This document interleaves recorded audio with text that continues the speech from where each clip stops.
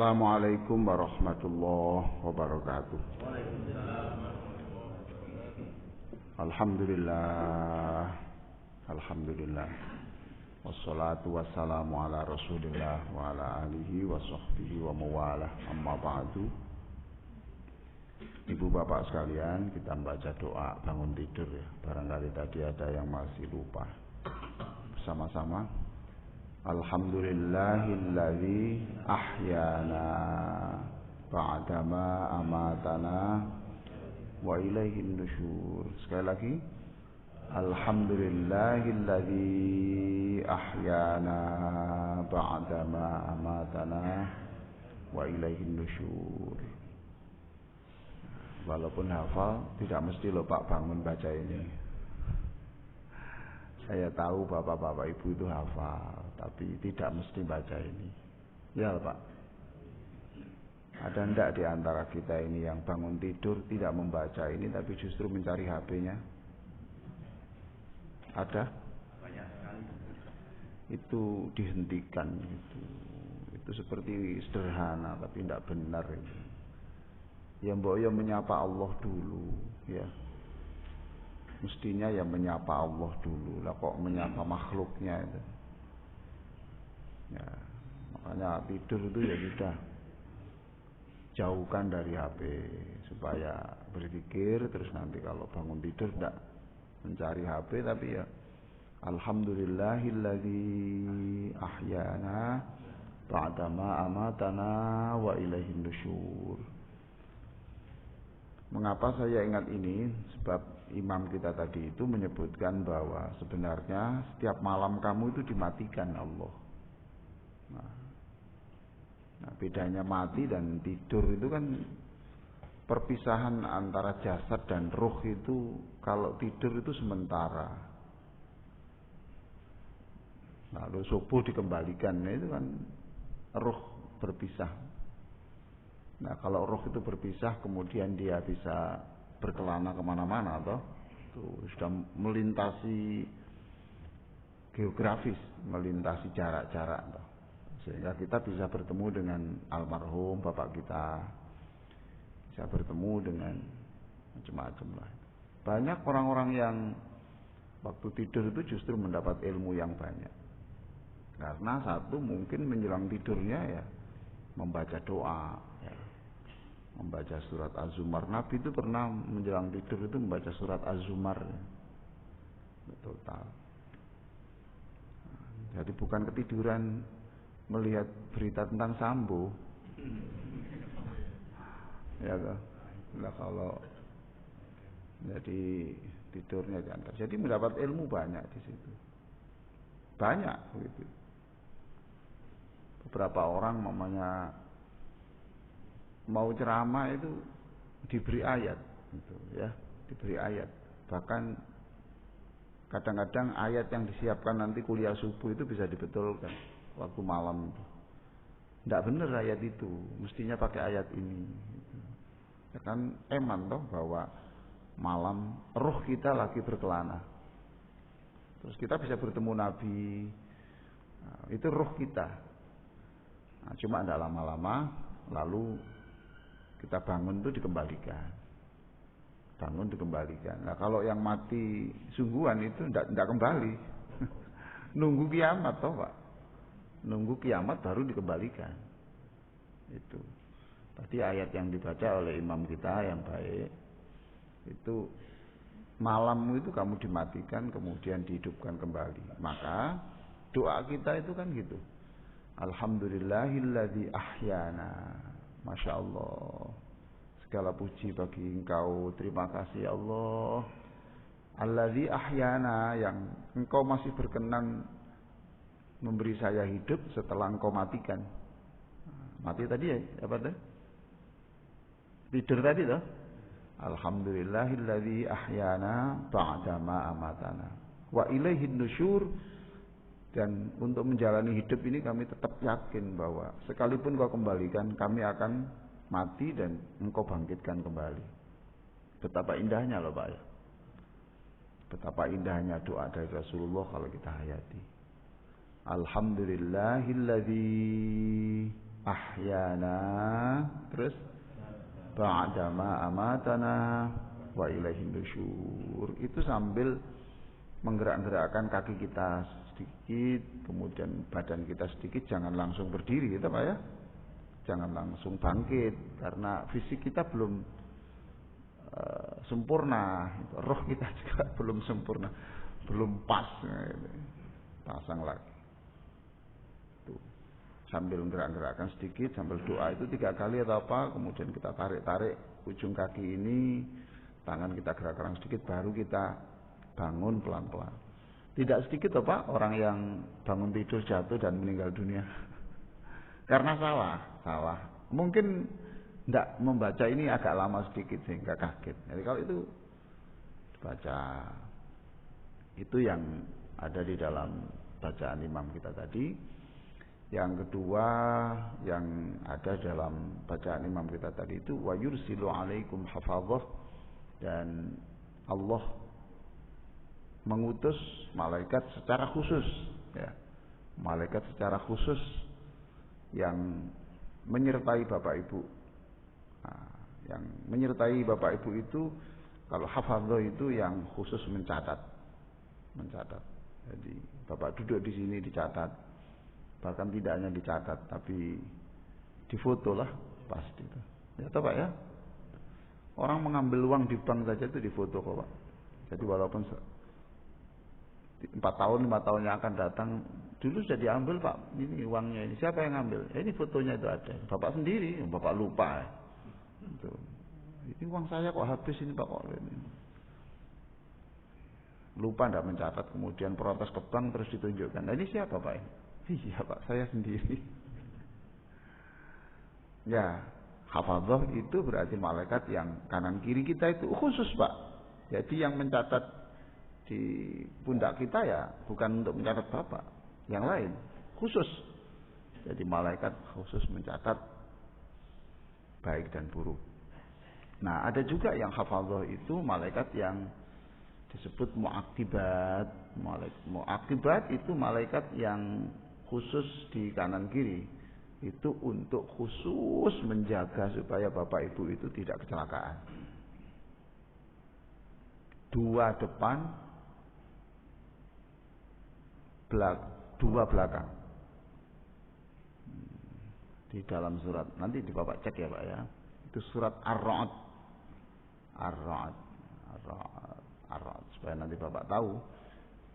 Ar-Ra'd Ibrahim. Ya, ini lahu mu'aqibatum. Nah ini Pak ya, surat ayat 11. Ar-Ra'd ayat 11. Ar-Ra'd ayat 11. Lahu mu'aqibatum min baini yadayhi. Jadi bagi manusia itu ada malaikat yang bergilir baina yadayhi. Yahfazunahu min amrillah. Baik Bapak Ibu sekalian.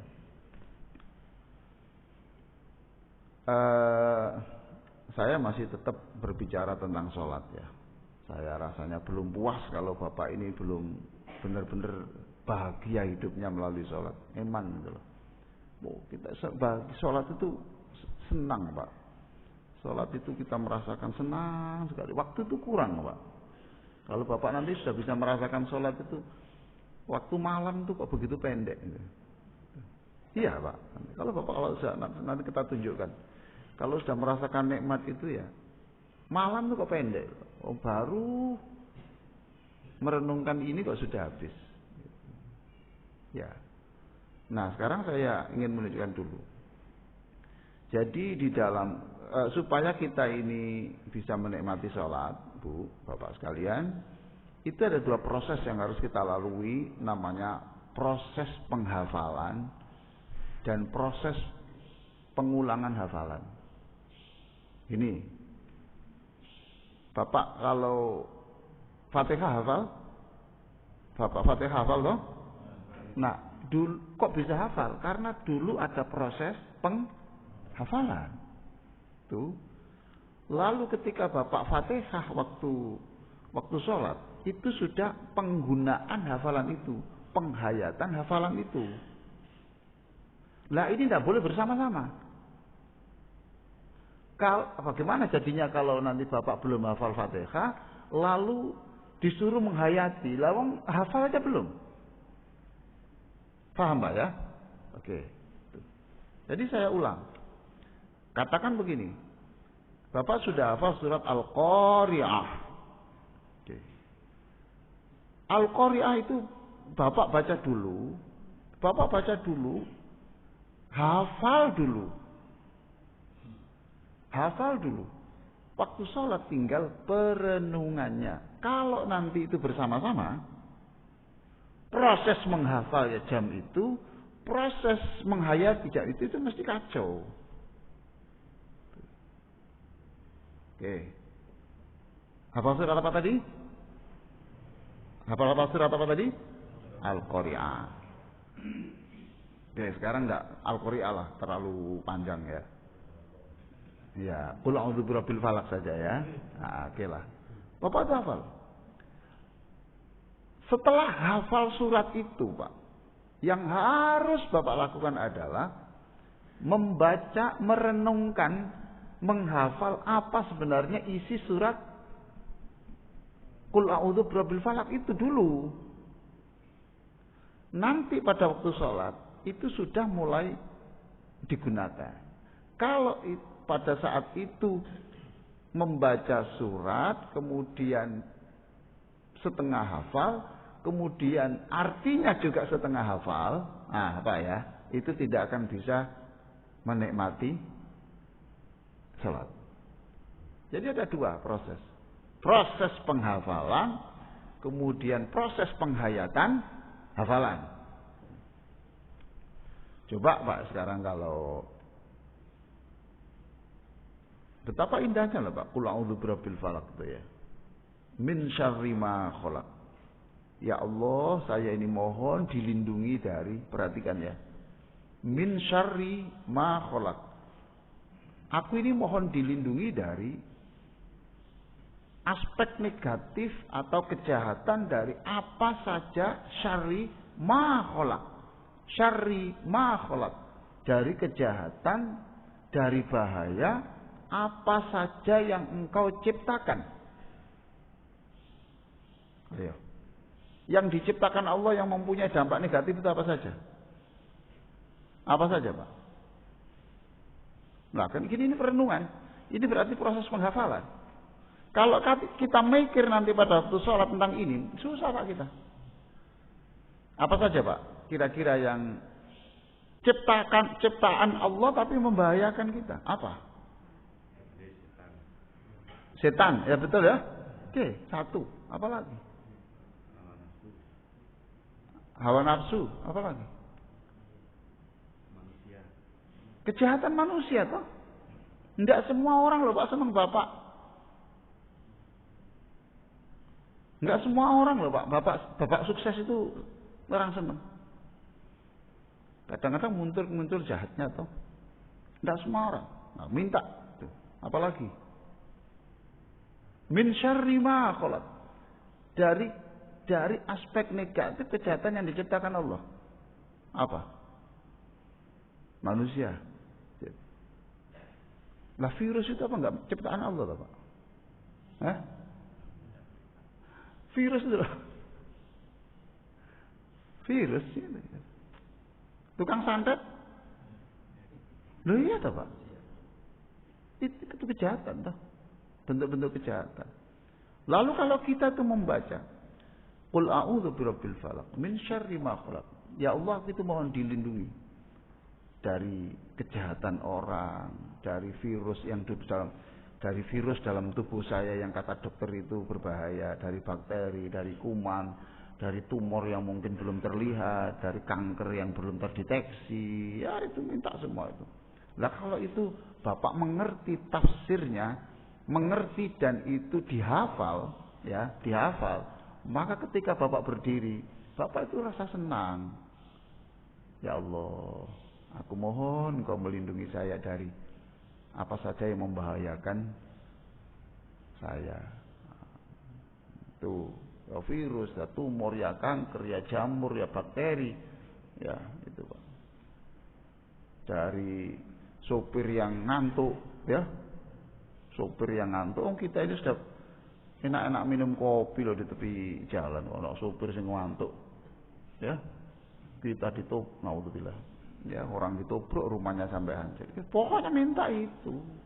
Betapa asyiknya kita bisa memahami itu. Jadi ini tolong diingat, proses penghafalan dibedakan dengan proses penghayatan. Paham Pak ya?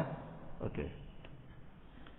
Sekarang, nah ini kelemahan kita ini kan kita hafal tetapi tidak bisa membreakdown. Membreakdown itu memerinci gitu. Dosa sekarang. Duduk di antara dua sujud, ya. Rabbi firli, ampunilah saya, ampunilah saya. Nah sekarang Bapak harus menghafal dulu di luar sholat dosa-dosa apa saja yang masih sering dilakukan atau pernah dilakukan. Sering dan pernah. Loh ini daftarnya itu Bapak harus hafal dulu di luar sholat. Kalau nanti itu mencarinya itu pada waktu sholat, tidak akan ketemu Pak. Gitu. Paham Pak ya?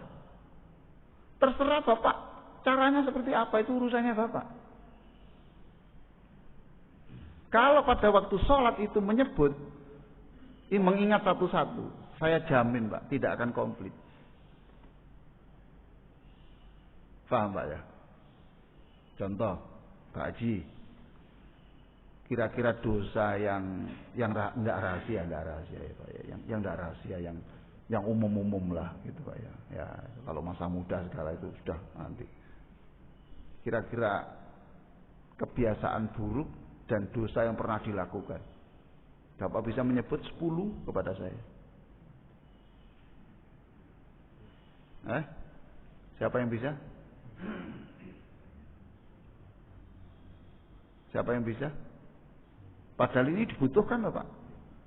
Ini dibutuhkan. Ini dibutuhkan. Apa Pak kira-kira?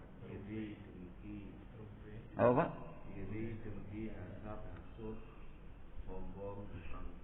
Jangan cepet-cepet Pak, nanti tidak bisa menghayati itu Pak ya. Iri. Lah Bapak pernah iri kepada siapa? Pernah, gitu tuh. Iya telah. Itu urusannya Bapak caranya. Ya. Saya pribadi, saya mendaftar. Saya menggunakan cara saya sendiri.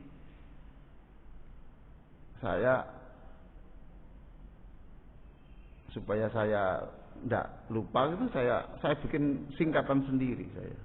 Tapi belum pernah saya ajarkan. Karena ini memang rencana saya ajarkan untuk kelas intermediate. Bapak elementary aja belum. Ya, belum. Kalau saya menggunakan gini Pak ya. Itu Bapak nggak harus tiru saya, tetapi Bapak boleh membuat daftar sendiri. Biasanya saya singkat, kemana kamu bisa salam. Itu keluh. Jadi saya kalau Rabbi firli itu minta pada Allah, ampunilah saya. Saya kadang-kadang kok mengeluh ya gitu. Ampunilah saya ini kok sering mengeluh ya gitu. Aku ini pengajian menyuruh orang tidak boleh mengeluh, tapi kok aku pernah ngeluh ya gitu. Nah, Bapak pernah ngeluh enggak? Nah, kenapa tidak minta ampun pada Allah? Itu kejahatan loh Pak, itu kriminal itu Pak. Bapak ngeluh kepada takdirnya Allah itu, Bapak itu menganggap bahwa Allah itu salah di dalam membuat keputusan. Minta ampun kepada Allah. Kan pernah saya sampaikan di sini. Siapapun yang mengeluh takdir Allah, Allah mengatakan, kamu tidak usah panggil saya selamanya. Cari aja Tuhan yang bisa ngerti maksudmu. Yang menurut kamu itu. Orang kok minta dituruti terus. Tuhan itu karepe kok nuruti awakmu tok ae. Kok nang dadi pangerane. Kok aku kok atur, gitu loh Pak. Keluh. Jadi saya angen-angen saya. Terus setelah minta ampun kemudian saya minta rahmat. Kan nanti rahmat toh. Rabbi firli warhamni. Kemudian saya padukan ampunilah saya karena saya. Suara apa ya? Oh ya. Ampunilah saya, kemudian rahmatilah saya, ganti bebaskan aku dari mengeluh. Iya Pak ya. Berarti minta ampunan, minta rahmat. Tuh. Ma itu marah. Saya kadang-kadang kok mudah marah ya gitu. Ampunilah saya kok seringkali marah kepada seseorang yang karena persoalan-persoalan yang tidak prinsip. Bapak pernah enggak gitu? Lah ya. Kenapa tidak minta ampun, Bapak? Kenapa tidak minta ampun? Ini cara saya menghafal di luar sholat supaya waktu sholat itu bisa. Dan ini saya catat Pak, saya catat.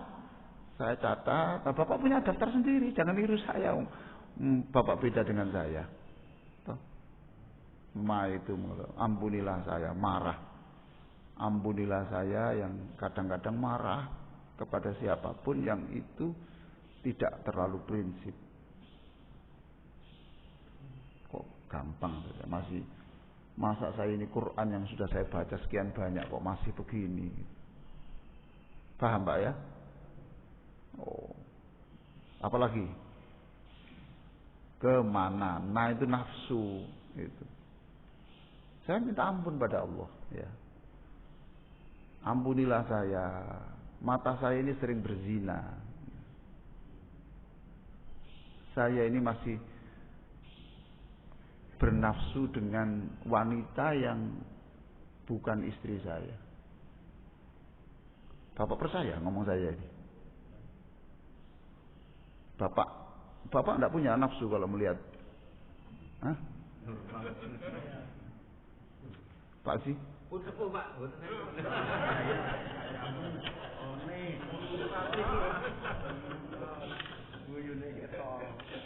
Sing putih lah rambut itu Pak.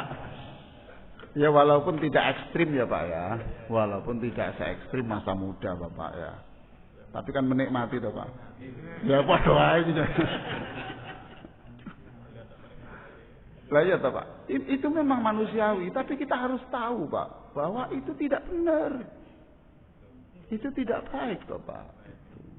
Minta ampun saya kepada Allah. Nah, itu nafsu. Ampunilah saya masih punya rasa tertarik kepada wanita yang itu tidak halal bagi saya. Gambar-gambar, Masya Allah, ampunilah saya ya Allah. Nah,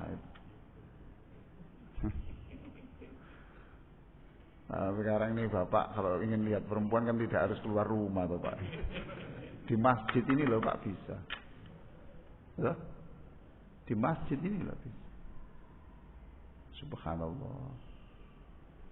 Nah itu nafsu masih. Terus saya minta saat itu kemudian saya minta, ya Allah jauhkan aku dari perzinaan dan juga anak cucuku, jauhkan kami dari segala hal yang itu mengarah ujung-ujungnya perzinaan. Minta rahmat Allah. Bapak nggak bisa Pak kayak begini ini kalau memang tidak dihafal dulu, dirumuskan dulu di luar sholat. Kemana? Tak itu tauladan. Jadi saya minta ampun kepada Allah begini, ya Allah ampunilah saya. Saya ini belum menjadi contoh yang baik. Saya belum menjadi contoh yang baik dalam keluarga saya. Saya belum menjadi contoh yang baik untuk umat manusia. Ya saya jujur.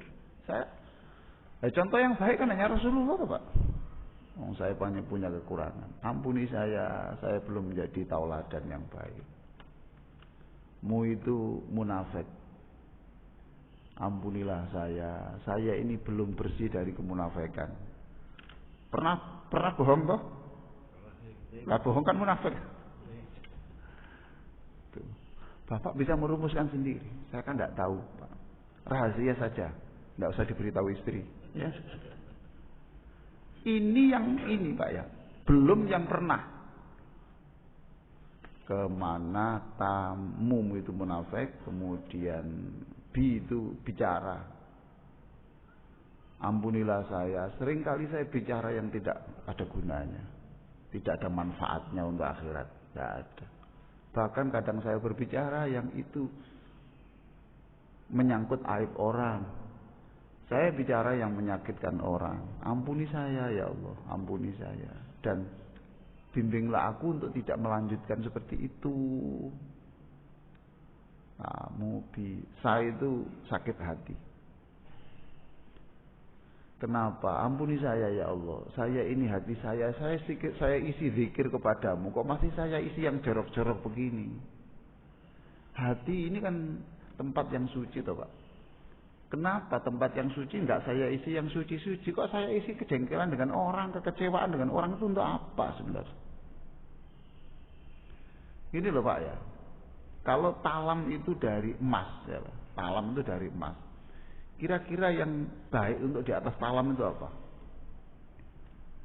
Itu apa Pak? Untuk menyuguhkan itu Pak. Baki gitu. Nah, itu dari emas ya, emas murni.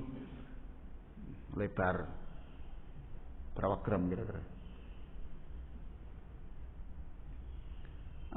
Yang terbaik diisi di situ apa? Makanan apa yang cocok di situ? Kan ya, pokoknya yang pantas karena ini emas toh Pak. Mosok ini diisi juwet Pak. Apa kotoran manusia di situ? Zalim toh. Hati ini adalah tempat yang suci. Yang ini harus diisi dengan yang suci-suci. Kenapa kok diisi ternyata sakit hati dengan orang, kecewa, marah. Mohon ampun ya Allah. Aku mengisi hati saya yang suci ini dengan sesuatu yang tidak layak. Nah, mungkin. Ya, itu bisa panjang nanti. Bisa sakit hati. Lam itu, am itu, sal itu salat.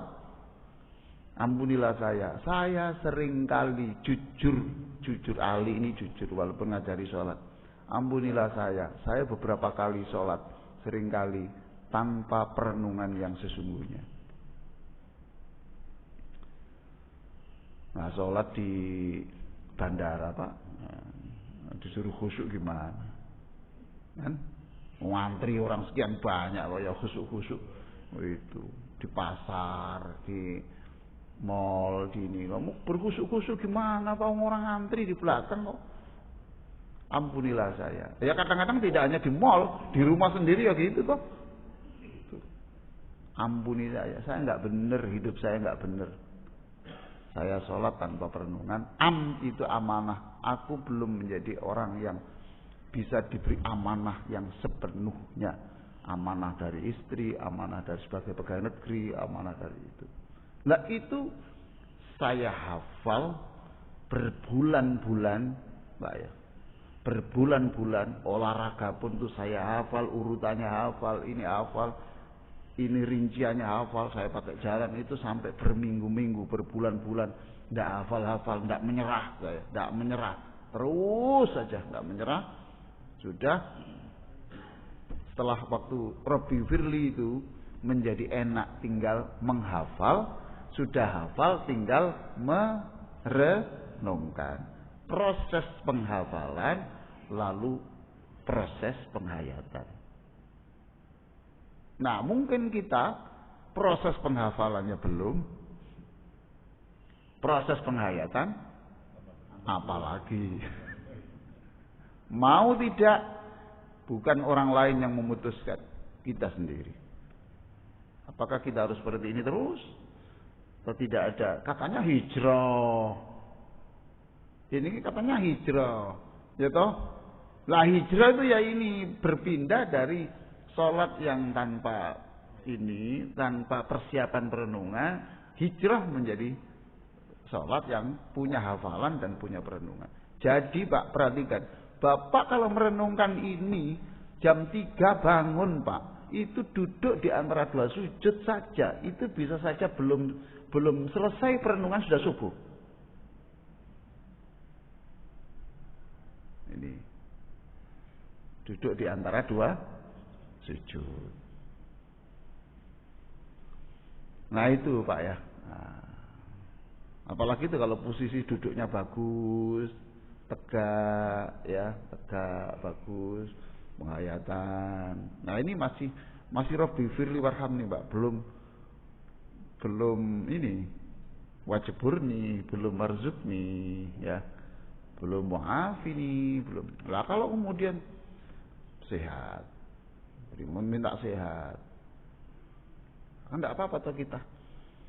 Minta sehat. Ya Allah, jadikan minuman yang saya minum tadi sebelum sholat, yang saya baca dengan namamu, yang aku baca dengan namamu itu menyehatkan tubuh saya, menyembuhkan penyakit saya. Boleh Pak. Nah, paham Pak ya? Ini maksud saya Pak ya. Nah, cuma kita menggunakan rumus yang umum saja. Jadi Bapak boleh menyusun-nyusun sendiri, dibuat apa itu akronim sendiri, Bapak punya sendiri sudah. Ini masih yang biasa Pak, belum yang lalu. Ampuni saya dulu pernah mengambil uang yang tidak semestinya. Ampunilah saya pernah melakukan A, melakukan B, melakukan C. Aku malu ya Allah, malu ya Allah. Dengan cara ini, satu, sholat kita lebih berkualitas, dan yang kedua, kita tidak pernah merasa bahwa kita lebih suci. Ini penting, Mbak. Kita kemudian memandang orang itu, subhanallah, lebih mulia. Dan itu adalah prestasi muslim yang bagus. Selama orang itu memandang dia lebih bersih, Pak. Ini iblis, Pak. Itu iblis, Pak. Nah. Oke, coba sekarang Bapak duduk di antara dua sujud. Silakan semua duduk di antara dua sujud. Silakan. Nah, supaya tidak capek, Pak. Duduk di antara dua sujud. Nah, Bunda, sudah Bu? Sudah? Alhamdulillah. Oke, nanti Bapak bisa merumuskan sendiri cara seperti ini ya. Dengan pola Bapak sendiri, tapi nanti contohnya seperti ini gitu. Sudah? Duduk di antara sujud. Mohon Pak, itu punggungnya yang lurus, Pak. Punggungnya yang lurus. Jangan lupa itu. Punggung itu harus lurus. Nah, gitu. Lurus. Yang tegak gitu. Nah, tangan jangan lurus, tapi gini. Supaya lentur. Kalau Bapak begini, tegang, itu mengurangi daya konsentrasi. Nah, gini. Oke, Pak ya. Masih belengkung, Pak, punggung Bapak, panjenengan. Nggih, ya. Kurang tegak lagi, Pak, panjenengan. Tegak lagi, Pak. Nah, itu bagus, Pak. Oke. Oke, Pak ya. Bapak baca Rabbi firli. Firli warhamni wajburni warfa'ani warzukni ini wa'afini wa'afu'ani. Oke, sekarang kita ingat rumusnya toh, aksi ampuni saya. Sekarang Bapak merenung dalam hati, ikuti panduan saya, ya, ikuti panduan saya. Ampunilah saya, ya Allah. Satu, saya sering mengeluh kepada keputusan-Mu. Ampuni saya, ya Allah. Saya ini sering mengeluh, kurang ikhlas menerima takdir-Mu. Ampuni saya. Wahai Allah, saya kurang sabar, sering marah, mudah marah kepada seseorang, termasuk keluarga, kepada orang lain. Ya Allah, bantulah aku untuk menjadi orang yang sabar, tidak mudah marah. Ampunilah saya, ya Allah, jika terlintas bersyahwat, tertarik kepada lain jenis yang itu bukan pasangan hidup saya, yang halal. Ampuni saya. Ampuni saya. Ampunilah saya, ya Allah. Aku belum menjadi orang yang pantas diteladani dalam segala hal, baik di rumah, di kantor, di masyarakat. Aku belum menjadi contoh yang baik. Ya Allah, masih banyak sifat-sifat kemunafikan yang masih nempel pada saya. Ya bohong, dusta, ya kurang memenuhi janji-janji kepadamu, janji-janji kepada sama manusia. Kami kadang-kadang berkhianat.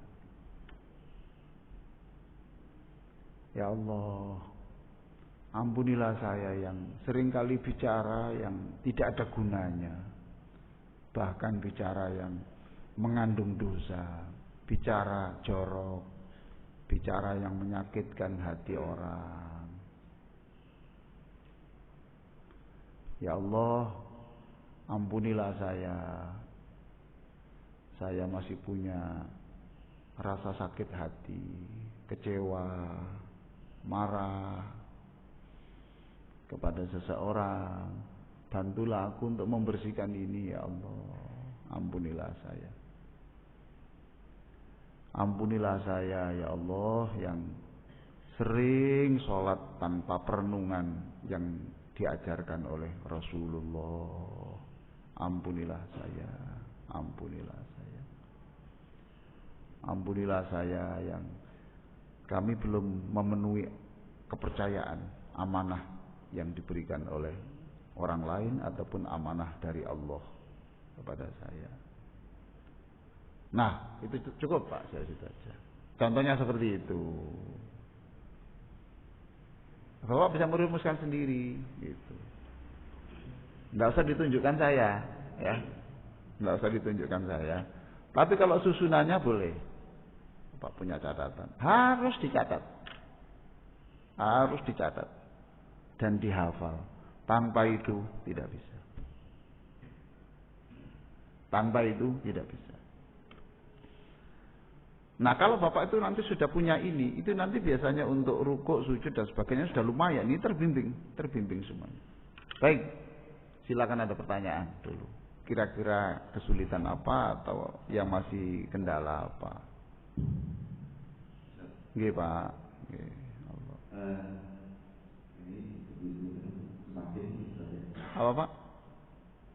Semakin tadi sudah seperti apa yang kami lakukan ini salah semua. Enggak salah Pak. Enggak. Jangan. Kalau misalnya memang saya akan berbeda. Kalau seperti itu kan memang kadang-kadang kita satu salah aja bisa satu. Betul, lebih Pak. Lebih. Terus kadang-kadang saya punya itu saya ringkas juga. Apa? Saya ringkas gitu. Iya. Misalnya saya minta ampun terhadap semua dosa-dosa saya gitu. Oke. Itu gunakan untuk sholat di mall, Pak ya. Yang diringkas-ringkas itu loh Pak. Yang diringkas itu di mall atau nunggu orang sakit, nah itu gantian. Itu. Nah, kalau tidak dalam kondisi terpaksa Pak, harus dirinci Pak. Sekarang saya tanya, ketika dirinci dan diglobalkan, yang lebih menyentuh hati mana? Ya, yang di Indonesia. Kadang-kadang tadi ya tentang nggak hafal toh? Waktu itu bagus itu kan. Tapi negara kita belum mau Lola ya. Alhamdulillah. Ya. Terus kalau misalnya itu sebentar Pak, yang global dengan yang rinci Pak ya. Jadi kalau pada saat yang sholat yang mepet, qobliyah, imam mau apa? Itu kan tidak mungkin komplit toh Pak. Nah, yang umum-umum aja. Get aja. Semua selesai. Nah. Tapi Bapak ketika menyebut semua kan tidak bisa membayangkan detail, ya. Nah, kalau nanti di breakdown itu nanti mesti memerlukan waktu yang sangat lama. Sangat lama, Pak. Ya, sangat lama. Ini ada yang ya membaca buku saya ini kemudian praktekkan itu tidak tanggung-tanggung, Pak ya. Itu rakaat pertama itu Ar-Rahman dibaca semua, berdiri sampai kemeng ya. Kemudian rakaat kedua Al-Waqiah dengan artinya yang sudah disiapkan berbulan-bulan. Tuh artinya terus rukuknya perenungan, duduknya perenungan. Itu jam 2 itu kadang selesai subuh, baru dapat 1 rakaat, 2 rakaat. Itu yang saya sebut, Pak. Dan dia happy, senang. Dia nggak bisa sholat tahajud 8 rakaat, nggak bisa. Nah, oke. Apa, Pak? Lebih banyak mengejar jumlah rakaat daripada kualitas bersama. Iya. Nah, kalau orang mengejar jumlah pun tidak apa-apa, berarti nanti yang diberi poin Allah ya jumlahnya, toh, Pak. Paham, toh, Pak? Bagi yang mengejar hanya 2, ya dia itu dapat poin dari Allah karena kualitasnya. Paham, Pak? Sahabat sendiri itu banyak yang beda-beda gini, Pak. Kalau Ibnu Abbas itu aku memilih yang 2 saja tapi yang itu berkualitas. Nah, sebenarnya itu bisa digabung, Pak. Bapak biasanya 8 mamanya gitu ya. Ya enggak apa-apa. 2 pokoknya itu menu biasa. 2 kan 6 toh? Menu biasa. Yang terakhir menu spesial. Telur, daging, ya. Menu spesial. Itu bisa digabung. Paham, Pak ya? Jadi itu yang 2 rakaat ini yang semua. Nah, yang ini nanti yang 2 ini yang detail. Itu namanya memadukan antara quality and quantity. Kualitas dan kuantitas. Oke? Boleh. Kalau permohonan itu misalnya kita lakukan sholat itu, apakah secara kualitas sesuai? Nah, saya kalau dilakukan setelah sholat, Pak. Setelah sholat itu tidak akan khusyuk, Pak. Setelah sholat itu Bapak kalau HP-nya bunyi gimana? Ada pedot toh? Wah. Dalam sholat nggak bisa. Bapak harus nahan. Itu saja sudah kelihatan. Yang kedua, kalau kebaikan itu dilakukan di luar sholat, poinnya ya nggak ada apa-apanya, Pak, dibanding poin di dalam sholat. Jauh, Pak. Wong kita itu kalau dalam sholat itu adalah kontrak komunikasi langsung ya, Pak. Nah, kalau di luar sholat itu sudah tidak kontrak lagi. Di luar sholat, orang tadi itu sudah diberi berkat dah. Oh, ya, turun. Oh, terus namanya. Ini waktu sembahyang gak bisa, Pak. Gak bisa. Poinnya beda. Kalau di dalam sholat, 1 berarti Bapak itu adalah menambah kualitas sholat. Yang kedua itu adalah poinnya rasa kekhusyukannya beda. Kalau dalam sholat boleh nggak batal? Di luar sholat? Nah iya, Pak, itu saja sudah beda. Nah, kenapa harus Bapak letakkan di luar sholat? Pertanyaan saya. Kenapa? Enak, Pak, lunggu-lunggunya bebas gitu. Ya toh, Mbak ya? Nanti setelah sholat ada jatahnya sendiri, Pak. Ada jatah sendiri. Nah, nanti setelah sholat itu ya zikir, tapi kalau nyatet mau, Pak. Bikin konsep.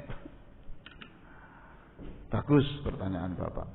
Ibu, nggih Bu, silakan.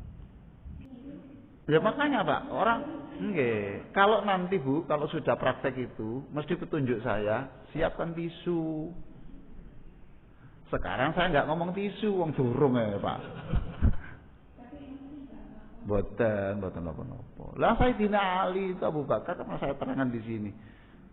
Orang ke pasar, perempuan itu ke pasar, Abu Bakar.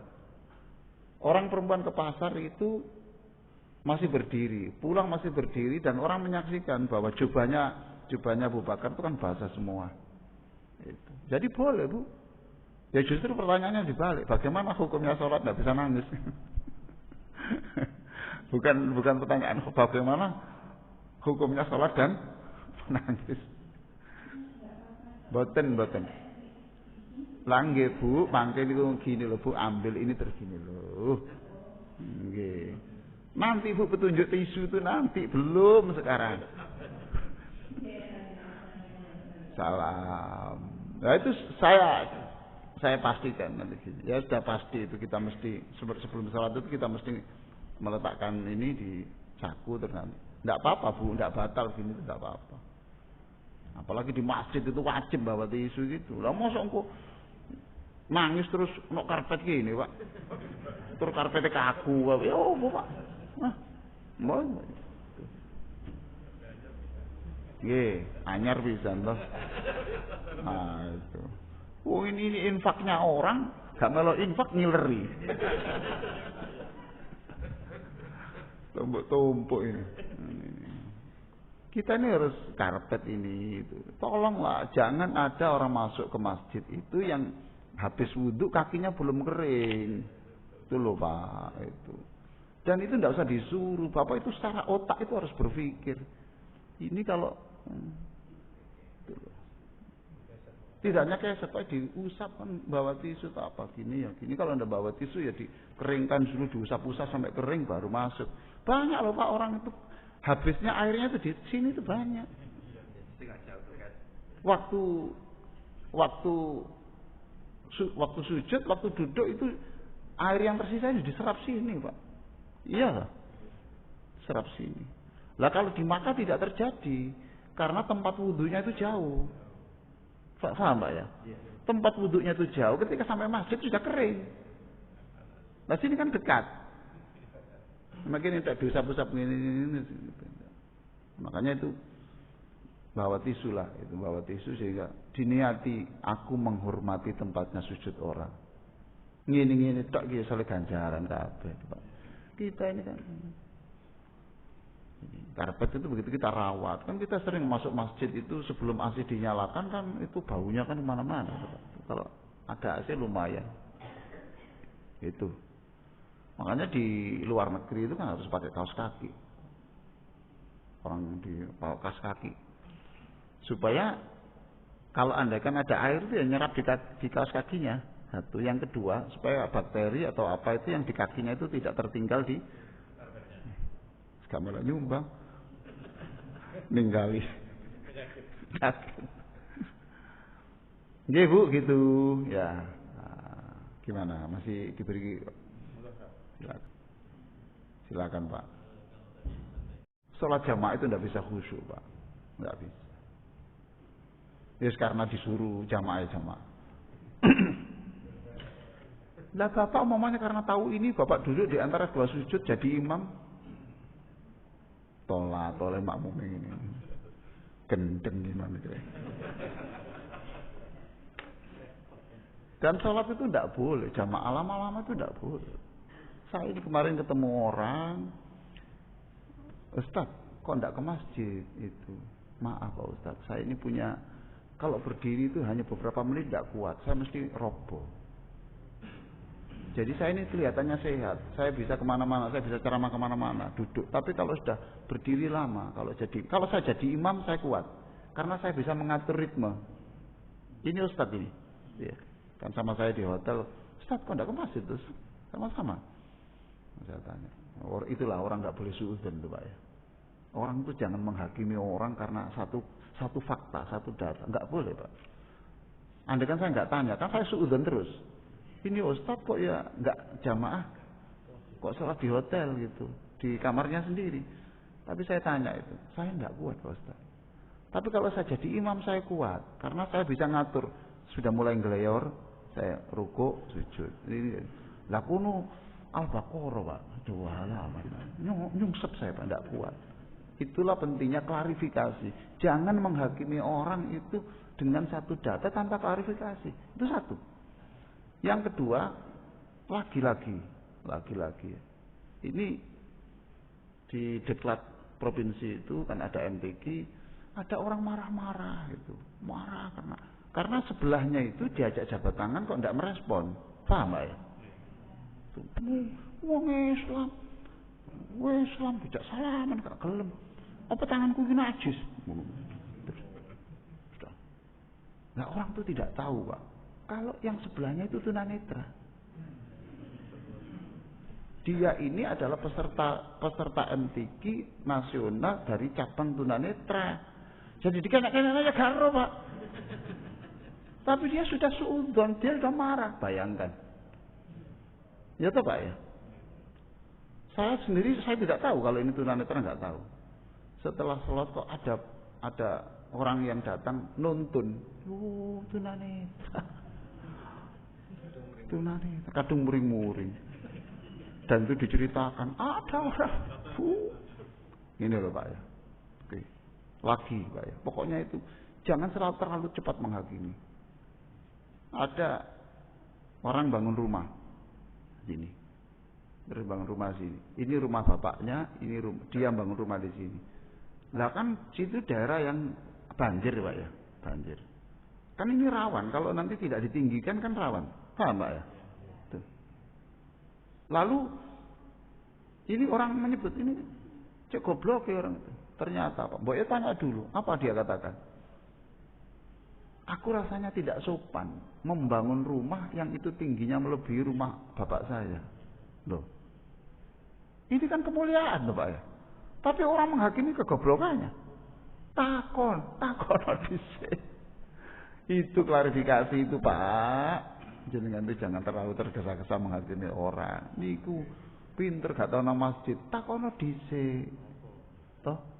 Takono dhisik. Jangan-jangan dia itu punya penyakit yang berbahaya kalau menular. Takono dhisik, aja menghakimi lah gitu. Jadi ngoten Ustaz nggih, jamaah mboten saged Ustaz. Ndak bisa jamaah niku mboten saged. Lah wong jenengan itu lho Pak, baru merenung itu tuh sini sudah takbir kok. Ndak bisa. Apalagi jadi imam. Wis gak iso blas. Wong imam ku stres Pak. Lho imam itu stres Pak. Mikir ayate, wakofnya di mana. Sujud itu ya yang eling-eling Pak. Sujud pertama apa sujud kedua? Loh ya stres ya, stres Pak. Stres. Rakaat apalagi kalau zuhur, iki rakaat kedua atau ketiga, stres. Kalau saya itu sudah pengalaman kok. Kalau saya coba mengartikan Pak, apa itu, merenungkan Pak, kacau Pak, nggak tahu rakaat. Nah aku pribadi rakaat keliru-keliru itu kan enggak masalah. Jangankan itu Bu. Kalau saya baca ayat, ini Ali ya, mungkin imam yang lain enggak. Kalau saya merenungkan tafsirnya ayat itu, saya nanti mesti hafalan tuh lupa Pak. Hafalan tuh lupa. Stres Pak, imamku stres. Makanya sudah jadi imam. Wong sholat dhewe stres apa jadi. Jadi gitu Pak ya. Jadi kalau jamaah mboten saged rasanya. Ya bisa tapi sedikit kecil gitu. Makanya dipersilahkan untuk sholat sendiri. Nah makanya ini Bapak pertanyaan itu bagus supaya tidak ada alasan orang kok enggak ke masjid. Saya enggak bisa khusyuk saya. Wah, ini gimana ini? Ini jalur jendul ini. Nah, itu. Ya, jadi jamaah lebih baik tidak khusyuk dan jamaah daripada sendirian apalagi tidak khusyuk. Saya kira begitu Ibu ya, Bapak sekalian. Mohon maaf ini sampai jam 6 kurang 10. Kita berdoa kepada Allah. Allahumma salli ala sayyidina Muhammadin wa ala alihi wa sahbihi ajma'in walhamdulillahi rabbil alamin. Allahumma la tata'lana dzamban illa ghafartah. Wahai Allah, apapun dosa yang kami lakukan, kami yakin Kau mengampuni lewat doa-doa dalam salat kami. Wala hamman illa farrajtah. Apapun kesedihan kami yakin Engkau Maha Kuasa menghilangkan kesedihan itu melalui sujud dan rukuk kami. Wala saqaman illa syafaidah. Apapun penyakit kami yakin ya Allah, yakin Kau pasti Maha Kuasa menghilangkan penyakit kami dengan doa-doa dalam salat kami. Wala hajatan illa qadaitaha wa yassartaha. Kami dan anak-anak kami, pasangan hidup kami mempunyai sederetan cita-cita, keinginan. Kami yakin Kau pasti Maha Kuasa mengabulkan seluruh keinginan kami itu melalui rukuk dan sujud kami. Wala aiban illa satartah. Banyak rahasia dosa yang kami rahasiakan, kami simpan. Engkaulah yang akan menutup seluruh dosa-dosa masa lalu kami itu dengan doa yang kami panjatkan, renungan dalam salat-salat kami. Rabbana atina fid dunya hasanah wa fil akhirati hasanah wa qina adzabannar walhamdulillahirabbil alamin. Wassalamualaikum warahmatullahi wabarakatuh.